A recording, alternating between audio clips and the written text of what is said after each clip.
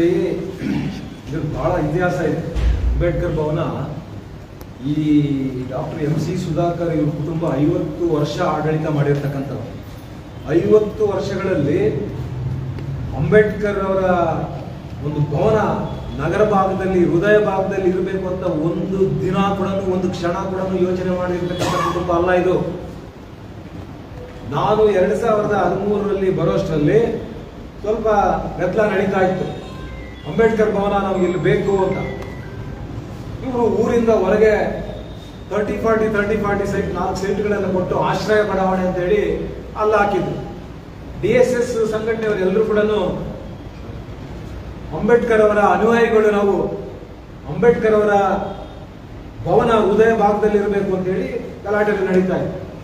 ಅನಂತರ ಇವರು ಗಲಾಟೆಗಳೆಲ್ಲ ನೋಡಿ ಇವರೇನ್ ಮಾಡಿದ್ರು, ಒಂದೊಂದು ಸಮುದಾಯದ ಪ್ರಮುಖರನ್ನ ಕರೆದು ಒಂದೊಂದು ಪತ್ರ ತಗೊಳ್ಳೋದು. ಮಹರ್ಷಿ ವಾಲ್ಮೀಕಿ ಭವನ ಬೇಕು ಅಂತ ನೀವೊಂದು ಪತ್ರ ಕೊಡಿ, ಒಕ್ಕಲಿಗರ ಭವನ ಬೇಕು ನೀವೊಂದು ಪತ್ರ ಕೊಡಿ, ಕನಕ ಭವನ ಬೇಕು ಅಂತ ಕುರುಬರು ಅವ್ರ ಹತ್ರ ಒಂದು, ಮುಸಲ್ಮಾನರನ್ನು ಕರೆದು ಟಿಪ್ಪು ಭವನ ಬೇಕು, ಈ ರೀತಿ ಮಾಡಿ ಪತ್ರಗಳನ್ನೆಲ್ಲ ಕಲೆ ಹಾಕಿ ಆಮೇಲೆ ಇಟ್ರು. ನೋಡಪ್ಪ, ಇಷ್ಟು ಸಮುದಾಯಗಳು ಹೇಳ್ತಾ ಇದ್ದಾರೆ, ಇದು ಮಾಡೋದು ಬರೋದಿಲ್ಲ ಅಂತ. ನಾನು ನಮ್ಮ ಕ್ಷೇತ್ರದ ಜನ ನನಗೆ ಆಶೀರ್ವಾದ ಮಾಡಿ 2013ರಲ್ಲಿ ನನಗೆ ಆಶೀರ್ವಾದ ಮಾಡಿದ ನಂತರ ನಾನು ಅಂಬೇಡ್ಕರ್ ಅವರ ಒಂದು ತತ್ವ ಸಿದ್ಧಾಂತಗಳ ಅಳವಡಿಸಿಕೊಂಡು ಬಂದಿರತಕ್ಕಂಥವನು. ಅಂಬೇಡ್ಕರ್ ಅಂದ್ರೆ ಅಂಬೇಡ್ಕರ್ ಭವನ ಹೃದಯ ಭಾಗದಲ್ಲಿ ಇರಬೇಕು ಅಂತ ಹೇಳಿ ನಾನು ಅವತ್ತು 2015ರಲ್ಲಿ ಅಂಬೇಡ್ಕರ್ ಜಯಂತಿ ದಿವಸ ಶಂಕುಸ್ಥಾಪನೆಯನ್ನ ಮಾಡಿದ್ವಿ. ಬೇರೆ ಬೇರೆ ಅನುದಾನಗಳಿಂದ 3 ಕೋಟಿಯನ್ನ ತಗೊಂಡ್ವಿ. ನನ್ನ ಶಾಸಕರ ಅನುದಾನದಿಂದ 1 ಕೋಟಿಯನ್ನ ತಗೊಂಡ್ವಿ. 4 ಕೋಟಿಗಳ ಒಂದು ವೆಚ್ಚದಲ್ಲಿ ಅಂಬೇಡ್ಕರ್ ಭವನ ನಿರ್ಮಾಣ ಆಯಿತು. ಅನಂತರ ಕೋವಿಡ್ ಬಂತು, ಆಮೇಲೆ ಬೇರೆ ಬೇರೆ ಸಮಸ್ಯೆಗಳಾಯಿತು. ನಾವು ತೆನಾಲಿಯಲ್ಲಿ ನನ್ನ ವೈಯಕ್ತಿಕ ಹಣದಿಂದ ನಾನು 5 ಲಕ್ಷ ರೂಪಾಯಿ ಅಡ್ವಾನ್ಸ್ ಕೊಟ್ಟು 10 ಲಕ್ಷ ರೂಪಾಯಿ ವೆಚ್ಚದಲ್ಲಿ ಅಂಬೇಡ್ಕರ್ ಪುತ್ಥಳಿಯನ್ನ ತೆನಾಲಿಯಲ್ಲಿ ನಮ್ಮ ಮುಖಂಡರನ್ನ ಕಳಿಸಿ ಒಂದು ಆರ್ಡರ್ ಮಾಡಿದ್ವಿ. ಅದು ಬರೋ ಅಷ್ಟರಲ್ಲಿ ಲೇಟ್ ಆಯಿತು, ಮತ್ತು ಎಲೆಕ್ಷನ್ ಬಂದ್ಬಿಡ್ತು. ಎಲೆಕ್ಷನ್ ಬಂದಂತ ಸಂದರ್ಭದಲ್ಲಿ ನಾವು ಸೋತ್ವಿ, ಅದಾಗ್ಲಿಲ್ಲ.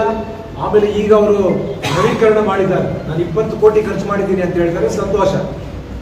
ನವೀಕರಣ ಮಾಡಿ ಒಬ್ಬ ಇದರಲ್ಲೂ ಕೂಡ ಜಿಲ್ಲಾಧಿಕಾರಿಗಳ ಜವಾಬ್ದಾರಿ ಇರಬೇಕಾಗಿತ್ತು, ಆ ಶಾಸಕರ ಜವಾಬ್ದಾರಿ ಇರಬೇಕಾಗಿತ್ತು.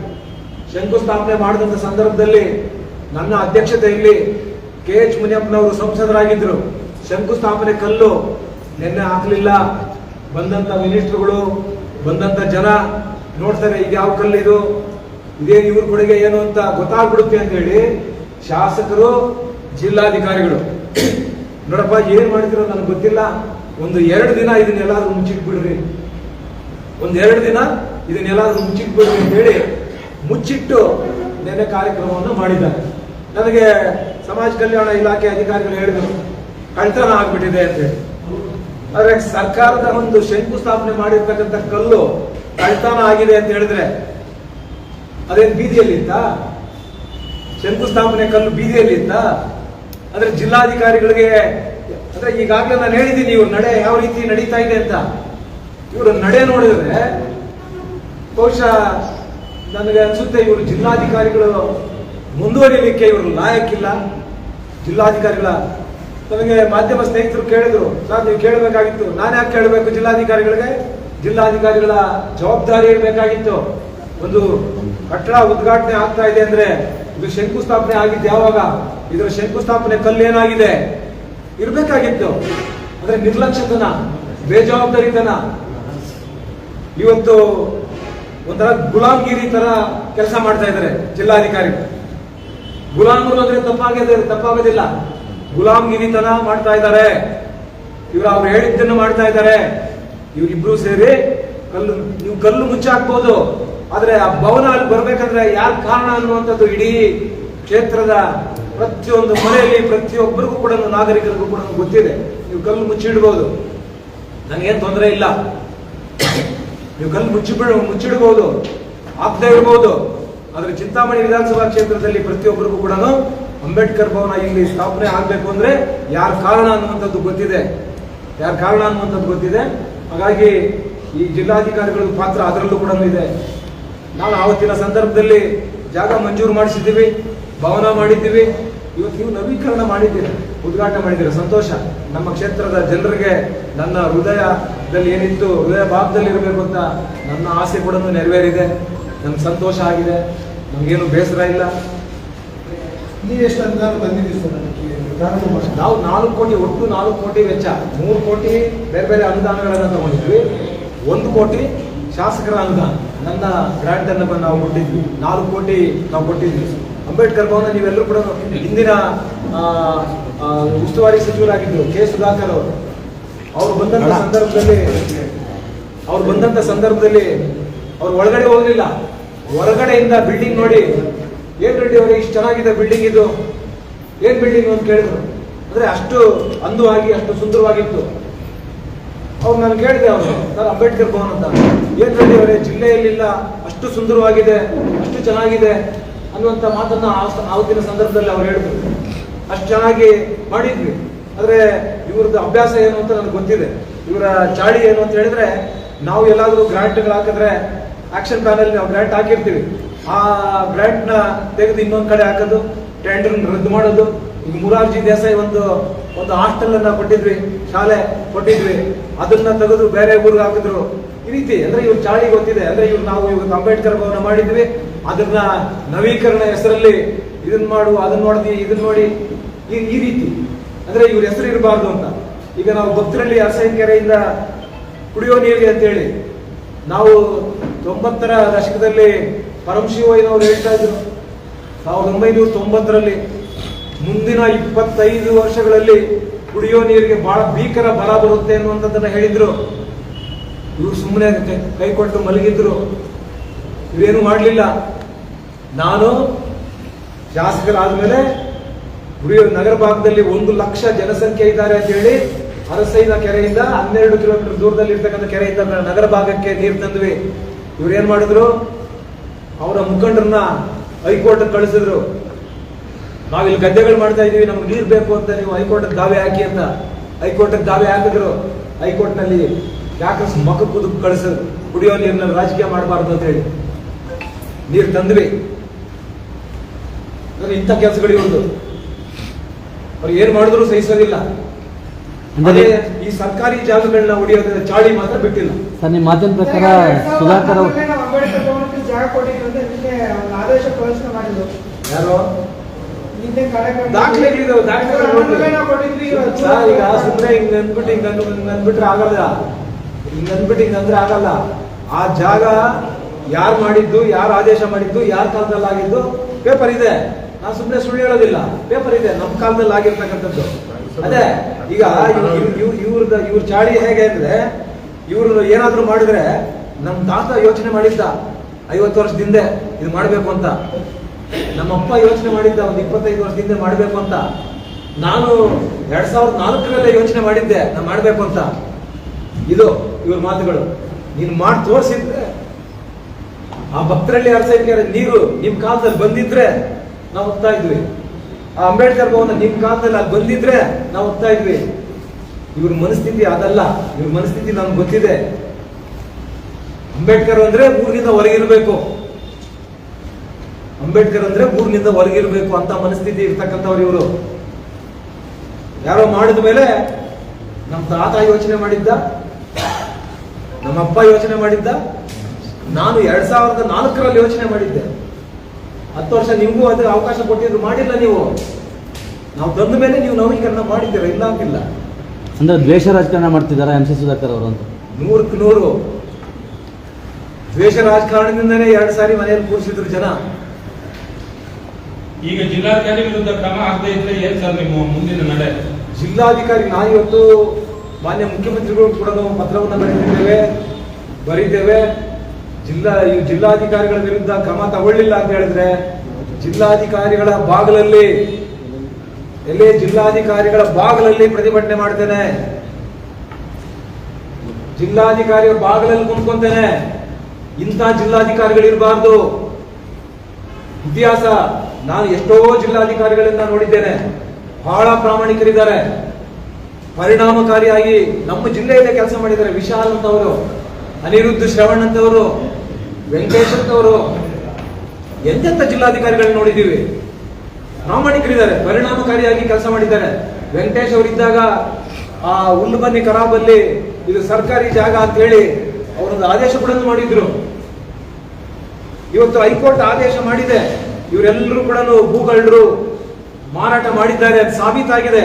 ಈ ಜಿಲ್ಲಾಧಿಕಾರಿಗಳಿಗೆ ಯೋಗ್ಯತೆ ಇಲ್ಲ, ಅಲ್ಲಿ ಹೋಗಿ ಜಾಗ ನೋಡೋದಕ್ಕೆ ಯಾವ ಜಾಗನೇ ಗೊತ್ತಿಲ್ಲ, ಯಾವ ಜಾಗ ಅಂತ ಗೊತ್ತಿಲ್ಲ ಜಿಲ್ಲಾಧಿಕಾರಿಗಳಿಗೆ. ಸರ್, ತಾವು ಒಂದು ನೇರ ಆರೋಪನ ಮಾಡಬೇಕು ಡಿಸ್ಟ್ರಿಕ್ಟ್ ಮ್ಯಾಜಿಸ್ಟ್ರೇಟ್ ಬಗ್ಗೆ. ಏನು ಅಂತಂದರೆ, ಯಾವುದೋ ಫೌಂಡೇಶನ್ ವಿರುದ್ಧ 25 ಕೋಟಿ ರೂಪಾಯಿ ರಿಶ್ವತ್ ಪಡೆದಿದ್ದಾರೆ ಇವರು. 50 ಕೋಟಿ ಬೆಲೆ ಬಾಳೋ ಜಮೀನ 25 ಕೋಟಿ ಇವರು ಪಡೆದಿದ್ದಾರೆ ಅಂತ. ಆ ರೀತಿ 25 ಕೋಟಿ ಪಡೆದಿದ್ದಾರೆ ಅನ್ನೋದಕ್ಕೆ ನಿಮ್ಮ ಹತ್ರ ನಿರ್ದಿಷ್ಟ ದಾಖಲೆಗಳು ಇದ್ದು ನೀವು ಆರೋಪ ಮಾಡ್ತಾ ಇದ್ದೀರಾ. ಈಗ ನಿರ್ದಿಷ್ಟ ದಾಖಲೆಗಳು ಯಾರ ಹತ್ರನೂ ಇರೋದಿಲ್ಲ. ಈಗ ಹಿಂದೆ ಕಾಂಗ್ರೆಸ್ನವರು ಬಿಜೆಪಿಯವರು 40% ಕಮಿಷನ್ 40% ಅಂತ ಹೇಳಿದ್ರಲ್ಲ, ಏನಾದ್ರು ಒಂದು ದಾಖಲೆ ತೋರಿಸಿದ್ರ? ದಾಖಲೆಗಳು ಇರೋದಿಲ್ಲ. ಇವರ ನಡೆ ಅಂದ್ರೆ ಇವರು ನಗರಸಭೆ ಸರಹದ್ದಿನಿಂದ ಹೊರಗಿದೆ, ನಗರಸಭೆ ಸರಹದ್ದಿನಿಂದ ಹೊರಗಿದೆ ಅನ್ನುವಂತ ಪತ್ರ ಬರೀತಾರಲ್ಲ ಮೇಲಧಿಕಾರಿಗಳಿಗೆ. ಆದ್ರೆ ನಾವು PWD ಇಲಾಖೆಯಿಂದ ಅದನ್ನ ಡೀಟೇಲ್ಸ್ ತಗೊಂಡಾಗ ನಗರಸಭೆ ಸರಹದ್ದಿನ ಒಳಗಿದೆ ಅನ್ನುವಂತ ಮಾಹಿತಿ ಕೊಟ್ಟಾಗ ಏನನ್ಬೇಕು? ಪ್ರಾಪರ್ಟಿ ಬೆಲೆ 50 ಕೋಟಿ, ನೀವು 25 ಕೋಟಿಗೆ ನೀವೆಲ್ಲರೂ ಸೇರಿ ಯಾಕೆ ಮಾಡಿರಬಾರ್ದು? ಇವರ ನಡೆ ಹೇಳುತ್ತೆ, ಸಾಕ್ಷಿಗಳು ಯಾರು ಕೊಡಕ್ಕಾಗೋದಿಲ್ಲ. ಇವರ ನಡೆ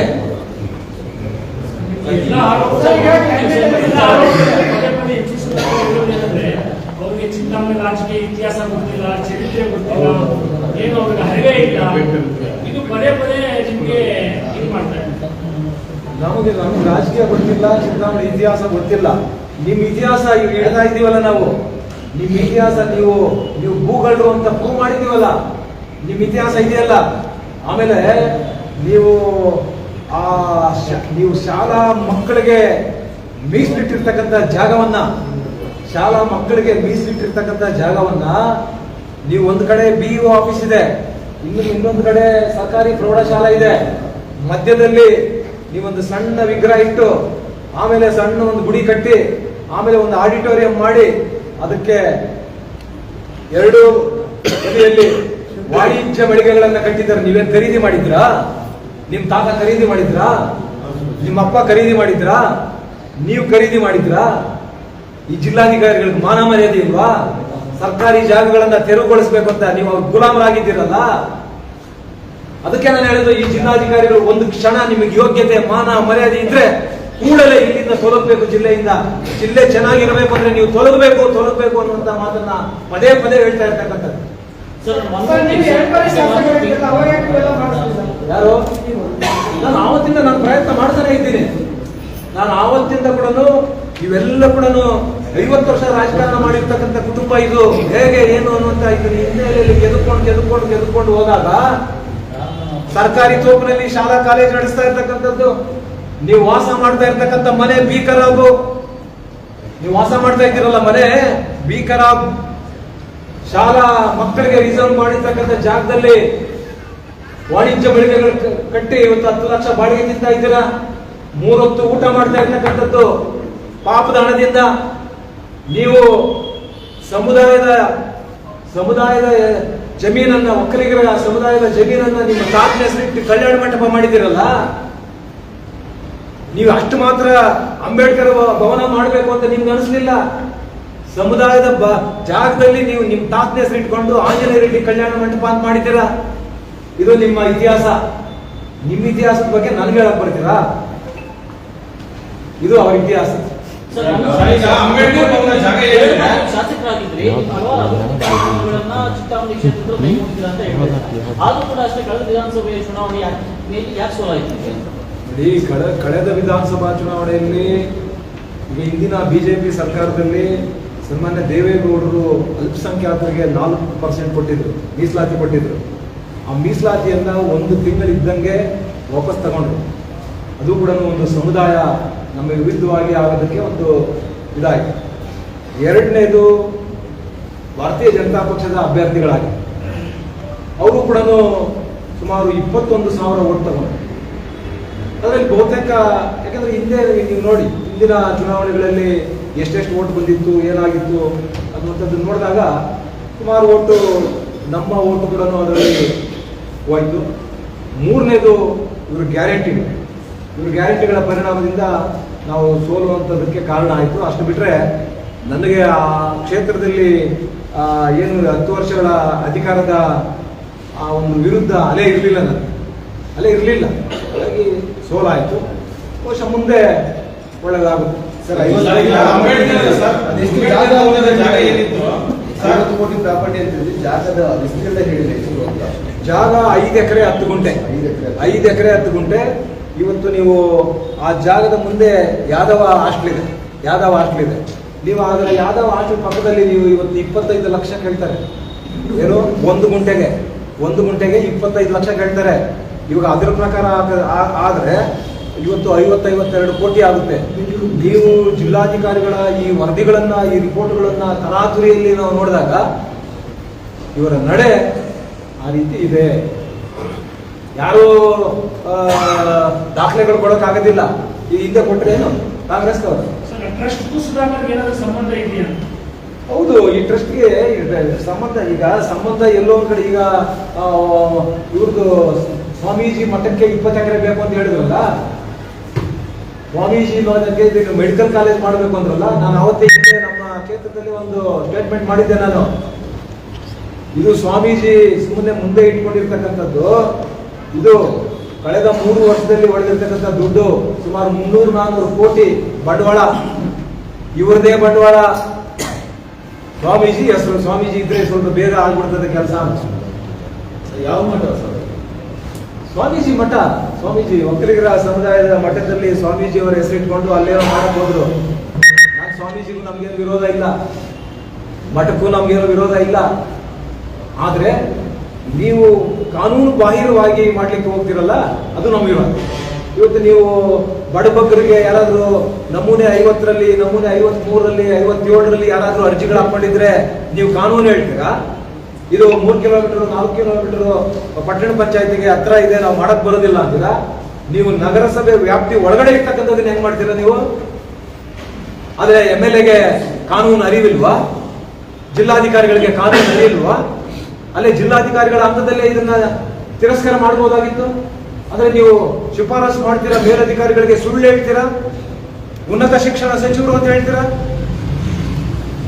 ನಗರಸಭೆ ವ್ಯಾಪ್ತಿ ಒಳಗಡೆ ಇರ್ತಕ್ಕಂಥದ್ದನ್ನ ಹೊರಗಿದೆ ಅಂತ ಹೇಳ್ತೀರಾ. ಟ್ರಸ್ಟಿ ಹಿನ್ನೆಲೆ ಮತ್ತು ಉದ್ದೇಶ ಏನು ಸರ್? ಸರ್, ಜಾಗ ಹೊಡಿಬೇಕಷ್ಟೇ.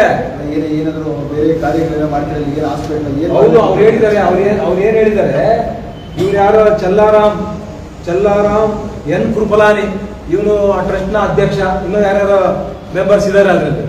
ಇವರು ಲಾಭರಹಿತವಾಗಿ ಮಾಡಿರ್ತಕ್ಕಂಥದ್ದು. ಯಾಕಂದ್ರೆ ನೀವು ಯಾರು ನೋಡಿಲ್ಲ, ಯಾರು ಜಿಲ್ಲೆಯಲ್ಲಿ, ನಮ್ಮ ತಾಲೂಕಲ್ಲಿ ಜಿಲ್ಲೆಯಲ್ಲಿ ಯಾರು ನೋಟ್ ಬುಕ್ಸ್ ಕೊಟ್ಟಿರೋದು ನೀವು ನೋಡಿಲ್ಲ, ಯಾರು ಪೆನ್ನು ಪೆನ್ಸಿಲ್ ಕೊಟ್ಟಿರೋದು ಮಕ್ಕಳಿಗೆ ನೋಡಿಲ್ಲ, ಯಾರು ಹೆಲ್ತ್ ಕ್ಯಾಂಪ್ಗಳು ಮಾಡಿರೋದು ನೀವು ನೋಡಿಲ್ಲ. ಆ ಪಾಪ ಇವ್ರು ಯಾರೋ ಲಾಭರಹಿತವಾಗಿ ಮಾಡ್ತಕ್ಕಂಥ ಸೇವೆ ಮಾಡ್ತಕ್ಕಂಥ ಯಾರನ್ನ ಹಿಡ್ಕೊಂಡ್ ಬಂದ್ಬಿಟ್ಟವ್ರೆ. ಇವನಿಗೆ ಈ ತರ ನಮ್ಮ ಜಿಲ್ಲೆಯಲ್ಲೇ, ನಮ್ಮ ತಾಲೂಕಲ್ಲೇ ಲಕ್ಷಾಂತರ ಜನ ಇದ್ದಾರೆ. ಮಕ್ಕಳಿಗೆ ನೋಟ್ ಬುಕ್ಸ್ ಕೊಡೋದು, ಪೆನ್ನು ಪೆನ್ಸಿಲ್ ಕೊಡೋದು, ಅವ್ರ ಫೀಸ್ಗಳು ಕೊಡೋದು, ಸಮವಸ್ತ್ರ ಕೊಡೋದು, ಹೆಲ್ತ್ ಕ್ಯಾಂಪ್ಗಳು ಮಾಡ್ತಕ್ಕಂಥದ್ದು, ಆಪರೇಷನ್ ಮಾಡಿಸ್ತಕ್ಕಂಥದ್ದು ನಮ್ಮ ಜಿಲ್ಲೆಯಲ್ಲಿ ನೀವು ನೋಡಿಲ್ವಾ? ಇದ್ಯಾರೋ ಚಲ್ಲಾರಾಮ್ ಕೃಪಲಾನಿ, ಇದ್ಯಾರೋ ಮಾರ್ವಾಡಿ ಹಿಡ್ಕೊಂಡ್ ಬಂದು ಇವ್ರ ಹತ್ರ ಸಂದಾಯ ಮಾಡ್ಕೊಂಡು ಇವ್ರ ಜೋಬುಗಳು ತುಂಬಿಸ್ಕೊಂಡು ಇವರು ಸರ್ಕಾರಕ್ಕೆ ಸುಳ್ಳು ವರದಿ ಮಾಡೋದು. ಚಿಂತಾಮಣಿ ಅಭಿವೃದ್ಧಿ ಸಹಿಸಲಾರದೆ ಸುಮ್ಮನೆ ಆರೋಪ ಮಾಡ್ತಾರೆ ಅಂತ ನಿಮ್ಮ ಮೇಲೆ ಅದು?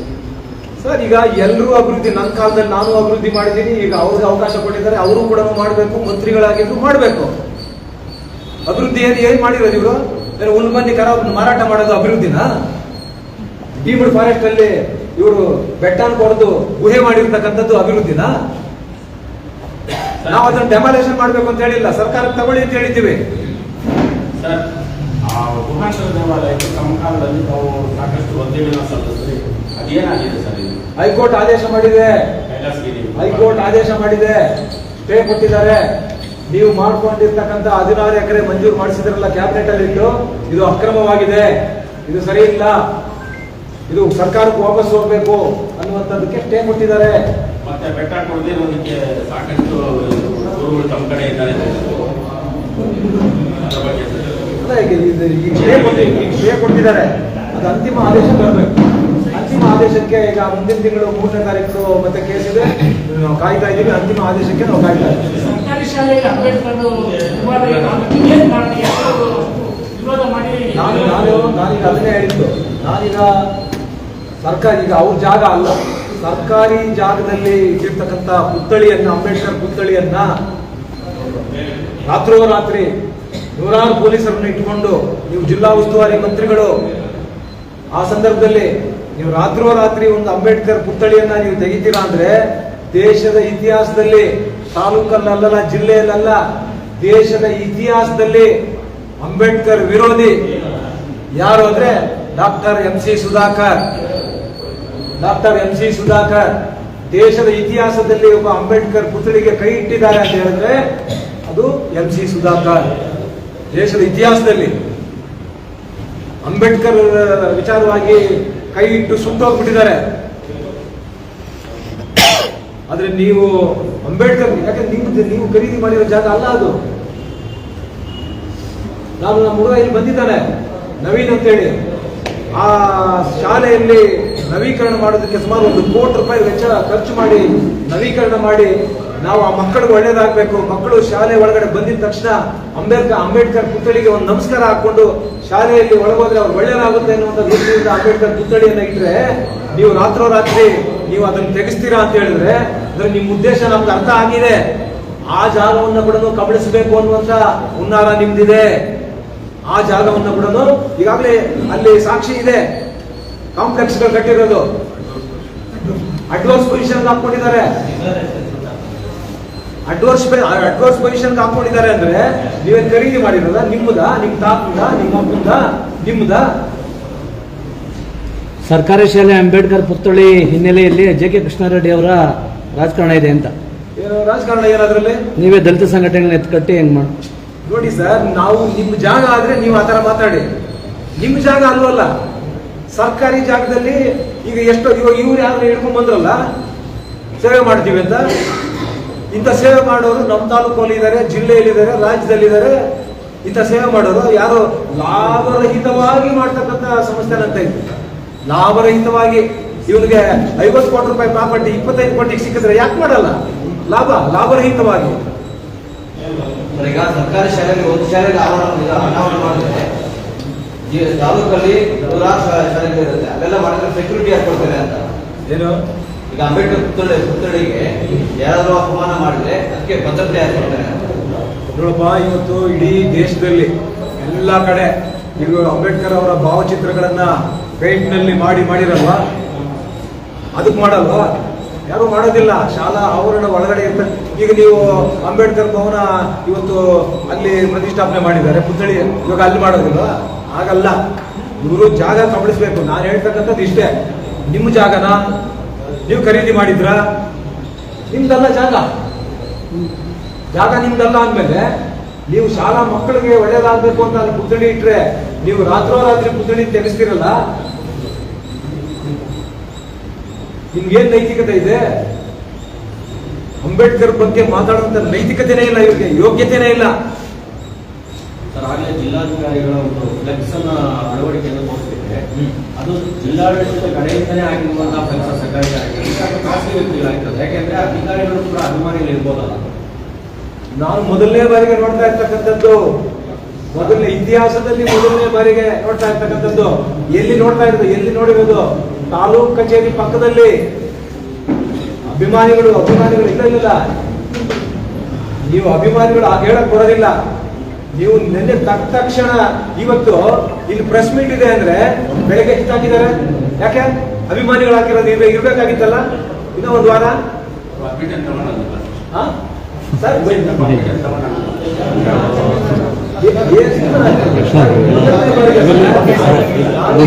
ಇತಿಹಾಸದಲ್ಲಿ ಮೊದಲನೇ ಬಾರಿಗೆ ಅಷ್ಟೇ ಅಲ್ವಾ?